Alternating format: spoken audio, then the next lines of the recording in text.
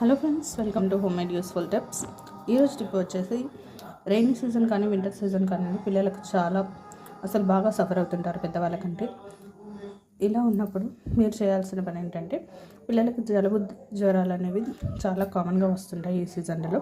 అలాంటప్పుడు మీరు పిల్లలకి పాలలో పసుపు, మనం కుకింగ్కి వాడుతాం కదా, ఈ పసుపుని చూడండి, పావు టీ స్పూన్ దాకా ఈ పసుపు పాలలో, గోరువెచ్చని పాలలో వేసి పిల్లలకి తాపాలి. అలాగే మిరియాలు, బ్లాక్ పెప్పర్ తెలుసు కదా, మిరియాలు అందరూ ఇంట్లో అవైలబుల్గానే ఉంటాయి కాబట్టి మిరియాల పొడిని కూడా